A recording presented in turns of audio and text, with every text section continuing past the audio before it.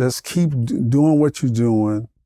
But then the one thing or the two things that are important is have honor and respect what you're doing and respect people. This is a journey. Let me take you on a journey. There will still be The journey. The journey. New sheriff in town, and his name is The journey. Journey. This thing is bigger than Nino Brown. This is The journey. The journey. What is it that moved you? The journey. The journey. The journey. The journey. Welcome back to another episode of The Journey.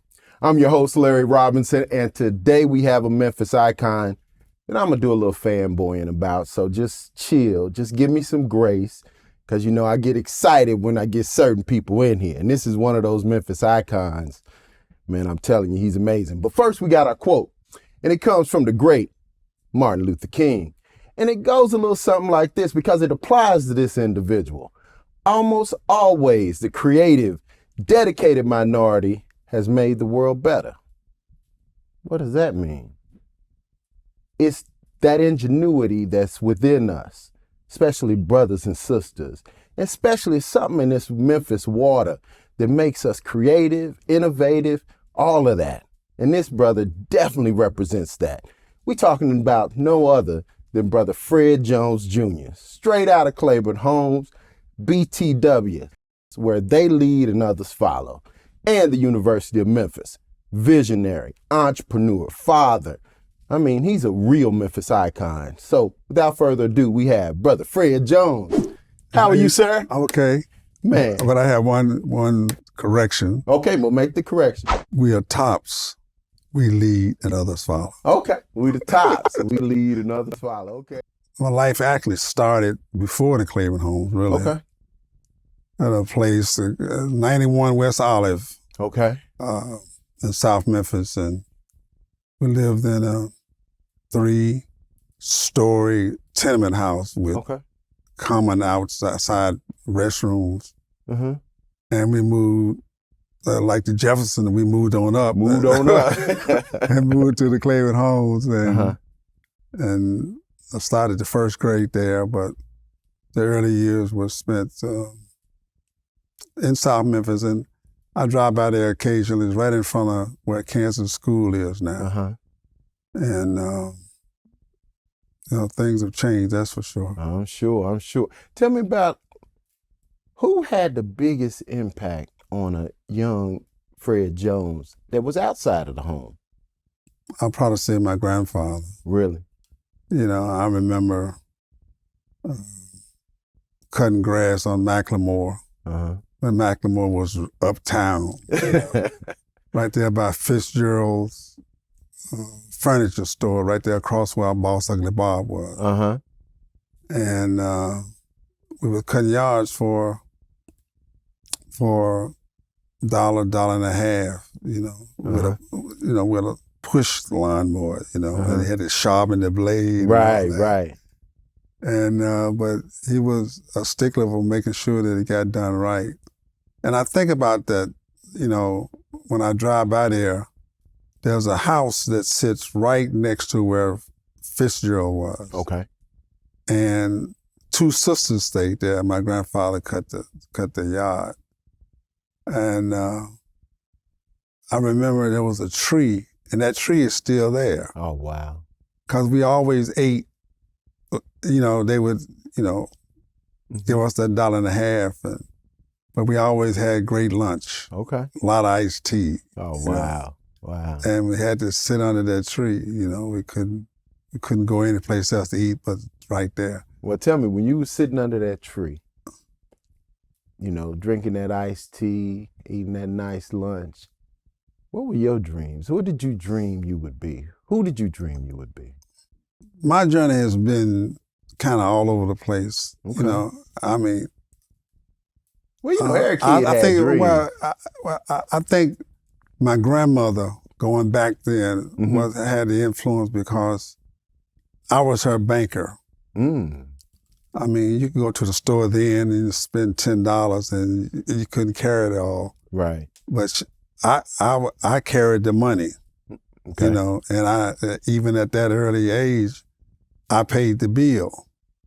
Wow. She said, well, how much is, her name was Carrie, and she said, Miss Carrie, how much, well, it was $4-5, Junior, take care of that. And I was, so that started me really young, what turned out to be something, even to this day, has been very beneficial. How to count money, be responsible. Right. I wanted to be an accountant. Okay. But the journey has kind of got zigzag from there. Uh-huh. But it all leads back to being able to be responsible with the resources and the money that you have to work with. Obviously, things have changed from $10 to, it's a lot more money involved today.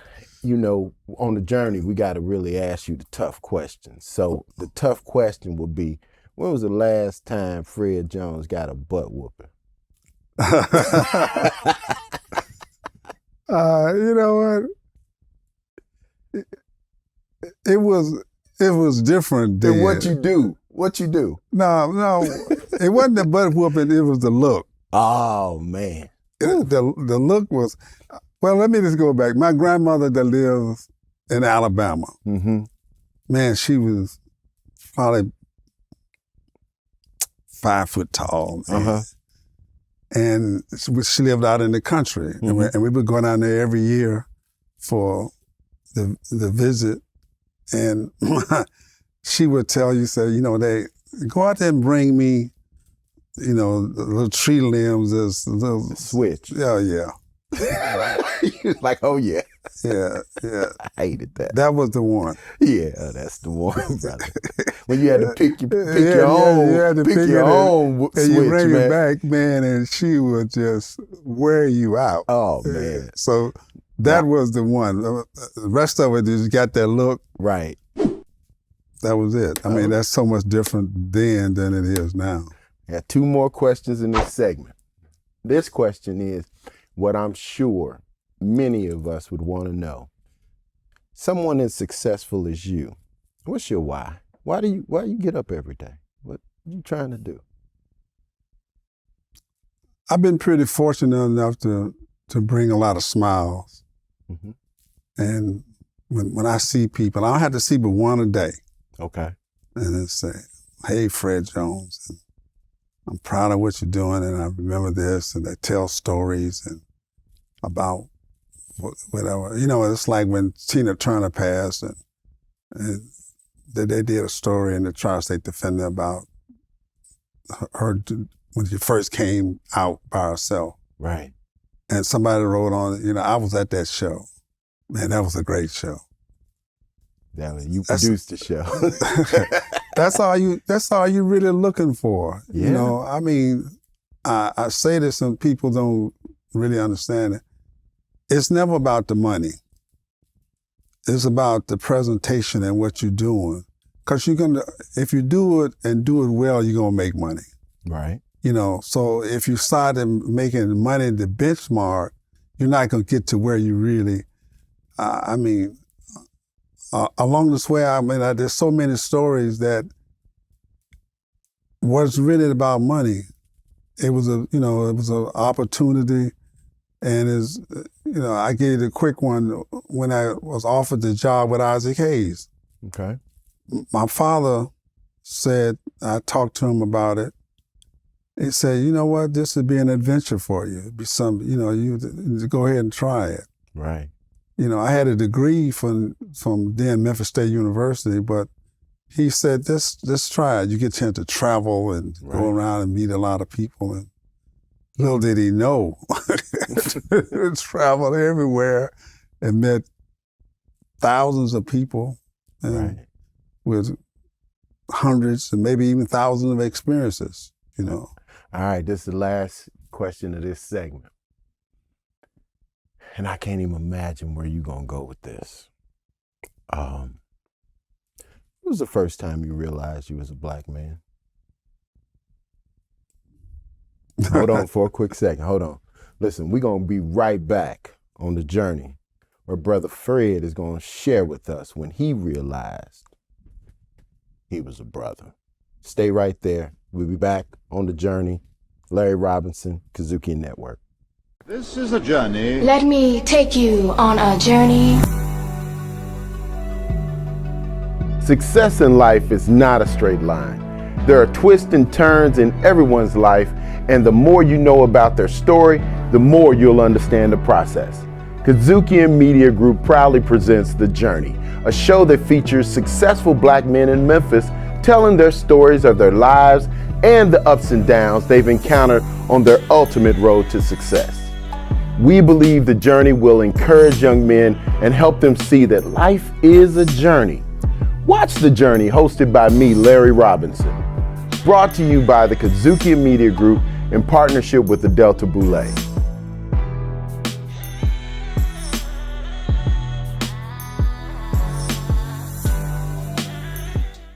Welcome back to The Journey. I'm your host, Larry Robinson, and today we have one of the most amazing Memphis icons, most innovative Memphis icons, and Brother Fred Jones Jr. of the Southern Heritage Classic fame. But so much more to him than that. We probably won't even touch on that much today. So before we left, we mentioned that, I asked Brother Fred when he realized he was a black man. But before we get to that, I had another question that just kind of came to me. And the question was, with him being so involved in the entertainment industry, Fred, you've dealt with Prince, Rick James. In fact, I think you did Rick James and Prince together here. Prince's first time in Memphis. Tina Turner, as you said, Isaac Hayes, and I'm sure there's many more. With so many of those people that you built your career on gone, how do you think about what you've been blessed to have all those relationships? You ever sit back and think about that? Yeah, I think in one area though. Okay. Is the blues. Because my father and I used to, on Saturday morning, play, listen to the blues. He liked Howlin Wolf and Muddy Waters, and we sit there and listen to it. And then later on, when I met, Bobby Bland, B.B. King, Albert Collins, you just name up all of them, Charlie Muscle White. And they played a big part of what is the success of the Southern Heritage Classic. Really? I did a tour with them. In fact, the success of that tour was the financing for the Southern Heritage Classic. Wow. So I owe a lot to them, but we got real close though. I mean, So it was a blues tour that gave you the resources to do the Southern Heritage Classic. I mean, I started Southern Heritage Classic with a blank sheet of paper. I mean, it was just, wasn't nothing on it. Okay. And what you see today is taking all these many years to fill it up. Now I got artwork and all kinds of everything. Right. But it was a blank sheet of paper. But those artists, the impact that they had and still have on my life and other people's lives and just their enjoyment. Right. And to take, I remember watching a story on B.B. King why he said, they was talking about leaving the plantation. He said, I don't think it was B.B. King. I think it was Muddy Waters. And he said, I was making 50 cents a day when I could go to Chicago and make 50 cents an hour. And we look at that kind of straight. I was working in Cleveland Homes. I worked at a grocery store making 50 cents an hour. So I could relate to that. I mean, you had an experience of that. And then you watch them do what they do, because they were good at what they did. I mean, they were the best. And ask the Rolling Stones, ask the Beatles. Right. Ask all of those people who are mega stars where they got their foundation from, and they'll tell you the blues and black artists, especially from the South. Absolutely. So before we left, we asked you, When did you realize you were a black man? from my father. Really? Yeah. What happened? What? You know, it wasn't that what happened. He said, you know, this is the way, this is the hand that you are dealt, and you got to know how to deal with that. You know, my father was a strategist, but he wasn't the only one. I mean, you had to live a certain way to survive. So he always taught that. And one of the things he always told me, you know, is be careful what you say and be careful what, who you say it to. Right. And that's a matter of survival, and that's a matter of, survival from a black perspective. Right. I mean, they did excellent surviving all those hundreds of years, but just to my family, you always was taught this. Never get out of your place. You knew what that meant, so it wasn't, I'm going to do what I want to do, So what would be maybe repercussions of not knowing your place doing death? I was reading something the other day, was some old story where a black man was supposedly have done something. They didn't catch him. They tracked him down. They couldn't find him, but they killed the person where he went to the house and burned the house down. So wow. those are real stories, and those are things that my father was just always kept that in mind. Okay. How does that fuel, because that era of Memphis, how has that era impacted you today?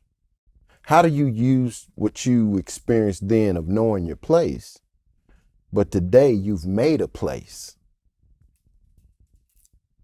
with the Southern Heritage Classic and other things you've done?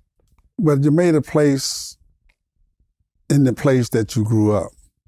See, I think there's some time where we kind of miss, I think what happened is that in that transition, when you made a place, you moved away. Okay. You moved up on the east side. Okay. Right. Or you moved, in the case of Memphis, that's a good example. East side.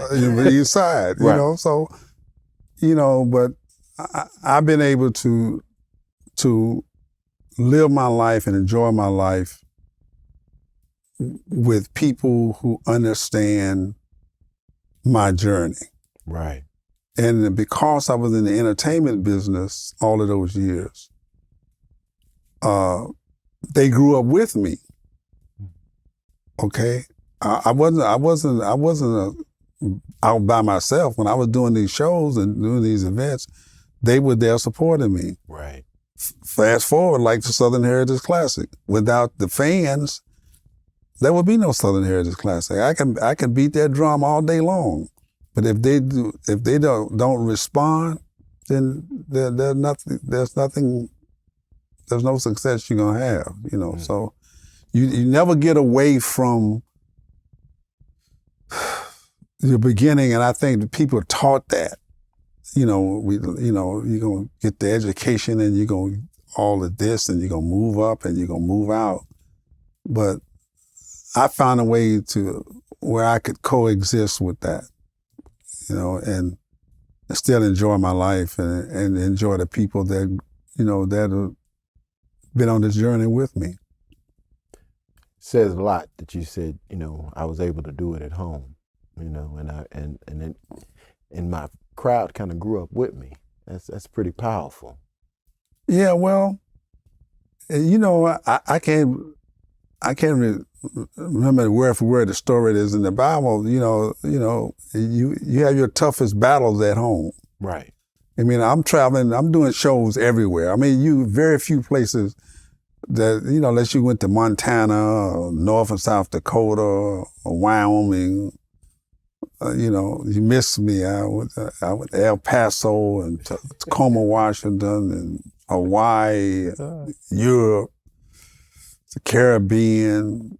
I mean, it just took you everywhere, Right. you know, and you got different experiences, but you always related them back to But Memphis. you always came home. You could see, you could live anywhere. I mean, you saw everything. So what's your favorite place besides Memphis?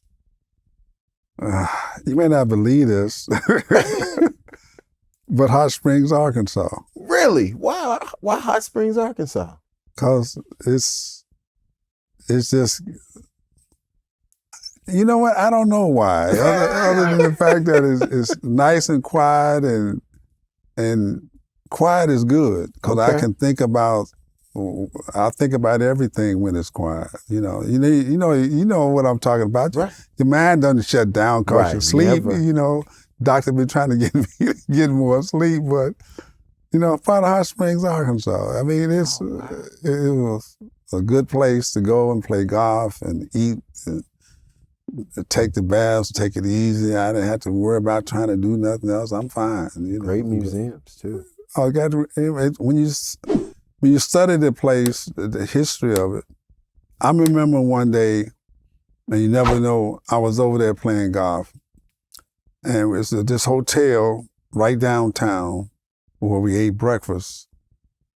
There was an older white man that was sitting there every day. And they said, well, he lives here. I said, oh, okay. And said, man, you may not realize but how rich he is. Said, he bailed out Cleveland, Ohio back in the day. He bailed out the city of Cleveland? Cleveland, that's what they said. And I said, really? You know? And it was just, I mean, you go back and do a little research, you found that there are a lot of multi-millionaires that live in the state of Arkansas. It's a smaller state, but there are a lot of multi-millionaires that stay there. Wow. Tell us about your home life. When you were growing up, you mentioned your dad, mom, brothers, sisters. And my younger brother, Doug. Okay, you just one brother, one sibling? He lived with us. My two older brothers and my sister lived with my grandmother in Alabama. Okay. You know, this is part of what happened back in those days. I mean, a lot of people got these stories that you would hear that they were staying with a parent or staying with a relative or what have you. But my mother was determined that my brother and I, that she was going to, you know, that moving around wasn't going to happen. So she did stayed at home and, you know, took care of us, but made sure that my two brothers and my sister that was staying with my grandmother were taken care of. And I used to have boxes of clothes that we used to send and whatnot. Right. But, you know, I'm telling you some stories. Well, that's why we wanted it. We want you to tell us these stories so that people, especially these young brothers, can see that, you know, you're looking at the finished product today. You're not well, looking. You're looking at a product. I don't know about the finish. Well, you're looking at a product that's mature. Oh man, yeah. You know that we made some of those same mistakes that they may be making, but at some point we went through in life, got straightened out. Well, I think for me, people that are watching this, to young people or just people, period. One of the things that I've noticed over time is the level of respect that we have for older people. Okay, in every culture, the older person always sit at the head of the table. When they talk, everybody was quiet. Some kind of way we lost that. And what happened with me is that I had a mother and father at home, and the people in the street, in the community, the older people, they embraced me. I was a young guy, you know, I had a little red wagon I used to run around picking up Coke bottles and selling them and all that. And Man, you've been an entrepreneur since back then. I had a paper route. So you just leaned into your entrepreneurialism. Well, it's just, just when opportunity presents itself. It was sort of like I was delivering the press scimitar in the neighborhood, in the Cleveland homes. Well, there was a guy who they was going to give the route to. Right. And he asked me to go along with him, and, and by the end of the route, they said, Fred, I think you need to take this route. I don't know how long I kept it, but it was, just the opportunity was there, and it's kind of what happened with the entertainment business. Right. What happened at the bank when I went to work for Union Planters Bank. I mean, there are a lot of different things that could have been differently if I hadn't listened to an older person, parents at home, people I met in the street, in the community. I took advice from them. And that's something that young people need to do a lot more of. Just listen, and for some reason, I never felt like I knew, that I had figured it out. Right. And some kids now, I guess if you're making $1 million, they're going to give you so much money to do a show or event or whatever. You figure you figured it out. Right. But coming along, growing up, you never felt that way, that you knew all that. It was always another opportunity. And I had to lean on my father and my parents to make this decision. Right. Whether or not I was going to take the job with Isaac, whether or not I was going to leave the bank, whether you had somebody to talk to. Right. I mean, even before I even got the job at the bank at Union Planters, because if I hadn't gotten that job, that changed the dynamics of everything. It was a guy on Beale Street named Lewis. I never knew his last name, worked in the pool room, at Avalon Pool Room. And I go in there and I'm talking all wild, I'm, how us young people do. They still do it. He listened to me and told me, he said, look, don't stop here. My father had already told me that because I was going to go work for my father. He said, no, you're not going to do that. So that same day that Lewis told me to keep going, they hired me at Union Planters Bank. Stayed there for over 3 years, and was kind of really the reason why, and the development. I never dreamed of going into the entertainment business. I wanted to be a CPA. Right. That was my God gift. Is I can numbers and stuff like that. I can't sing. I can't dance. I can't even hum. But you know them numbers. I know the numbers. Men lie, women lie. Numbers don't. But what I'm trying to get over is that young people just need to listen to their experience. Hold on. I want you to talk directly to those young people that might be watching and give them a Fredism. Give them something to take with them so they know they watch Fred Jones Jr. today on The Journey.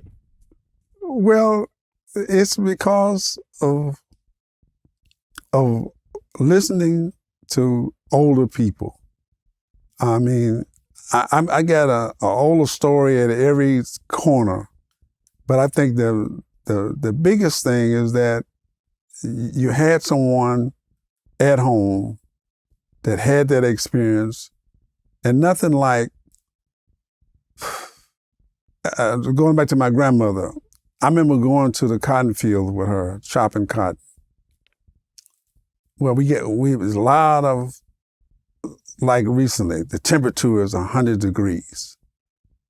They work 10 hours a day for $2. $2. And she always, even back then, with my parents, other people I met, they were all older, they all had that experience, and they kept saying, just keep doing what you're doing. But then the one thing or the two things that are important is have honor and respect what you're doing and respect people.